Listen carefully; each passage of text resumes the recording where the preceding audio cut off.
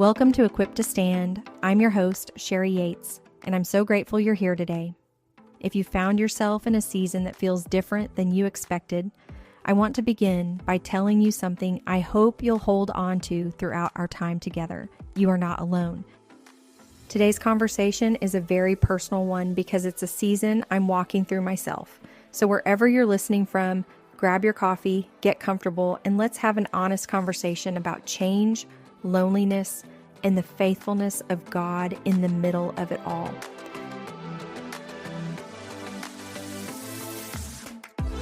Lately, I found myself noticing how quiet the house can be, not because no one is here, but because life has changed. I don't know that I would officially call myself a full empty nester.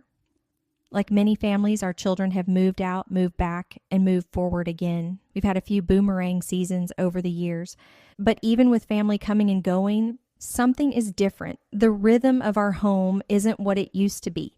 The spontaneous conversations don't happen quite as often. The kitchen isn't always the gathering place it once was. The sounds that used to fill every corner of the house have been replaced by a different kind of quiet. And I'll be honest, that quiet caught me off guard. Because I've realized empty nesting isn't always about an empty house. Sometimes it's about realizing a season you loved has changed. It's watching your children build lives of their own. It's seeing them make decisions, establish routines, pursue dreams, and become the adults you've prayed they would become. And while you're incredibly grateful, there can still be a sense of loss. Not because you want them to stay dependent on you, but because you loved being part of their everyday lives. As mothers, we spend years knowing every detail. We know when something is wrong before they tell us. We know their schedules, their struggles, and often what they're thinking before they say a word. Then one day, little by little, things begin to shift. Not because they love us less, but because they're becoming who God created them to be. And somewhere in the middle of all that change, many of us find ourselves asking questions we never expected to ask. Who am I in this season? What does God have for me now? Why does this feel harder than I thought it would? And what comes next? For me, this transition wasn't happening in isolation. Many of you know that my husband has been facing significant health challenges for quite some time. That journey has changed our lives in ways neither of us could have imagined. When illness enters a family, everything shifts. The plans you thought you'd have together, the routines you once counted on, even simple things you never gave a second thought to before. There have been moments when I've missed my children and simultaneously grieved parts of my relationship with my husband that illness has affected. I found myself carrying responsibilities I never anticipated carrying, helping manage aspects of his business, learning things I never expected to learn, making decisions I didn't always feel qualified to make. And if I'm being completely honest, there were days I felt overwhelmed, days when I questioned whether I was capable of handling what was in front of me, days when I wished someone stronger, wiser, or more experienced could step in and take over. I didn't feel equipped, at least not in my own strength. Maybe your circumstances don't look exactly like mine, but perhaps you're carrying something you never thought you'd have to carry. Maybe you're caring for aging parents.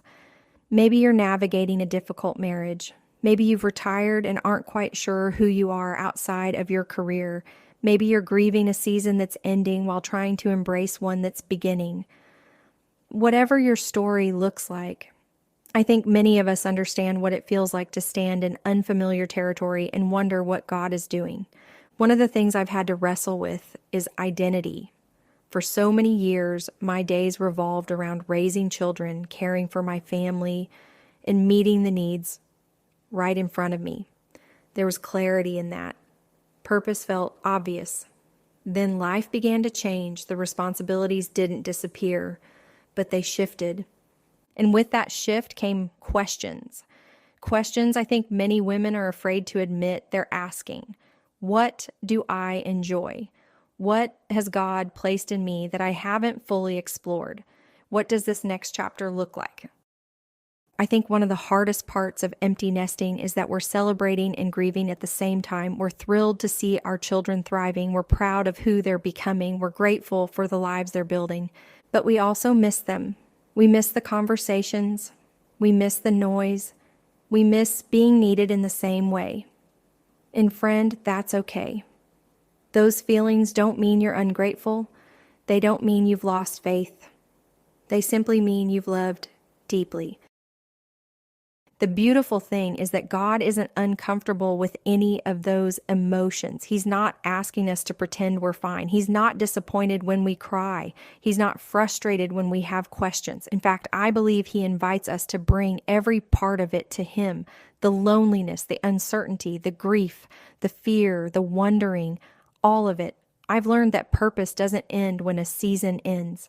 And I've learned that God often does some of His deepest work during transitions. And looking back, I can see how He's been developing things in me that I never would have discovered otherwise. Strength I didn't know I had, a deeper dependence on Him, new opportunities to serve, new ways to encourage others, new ministry assignments I never would have chosen, but now wouldn't trade. This season may feel unfamiliar, but it isn't empty. God is still at work. He's still writing your story, and He's still leading your steps. I've also learned that faith isn't pretending you don't miss what was.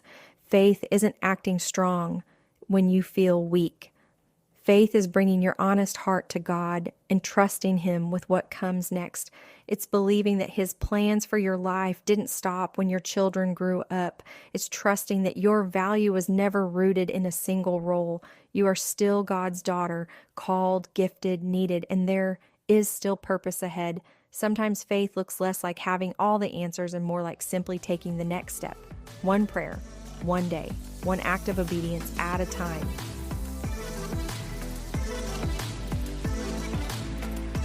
If you're navigating loneliness, changing family dynamics, an empty nest season, caregiving, uncertainty, or simply wondering what God has next for you, there is a place where you feel seen, a place where we can talk honestly about what we're facing, a place where we can encourage one another, a place where we can remind each other that God's strength is made perfect in our weakness. Friend, this season may be different, but different doesn't mean finished. There is still joy ahead. There is still growth ahead. There is still ministry ahead. And there is still a beautiful story God is writing through your life. You are equipped to stand. Thank you for spending this time with me today. If this episode encouraged you, would you share it with a friend who may need this reminder? And if you need prayer, encouragement, or simply a place where you can be honest about what you're facing, you're welcome here. Until next time. Remember, faith isn't pretending you're strong, it's trusting the one who is.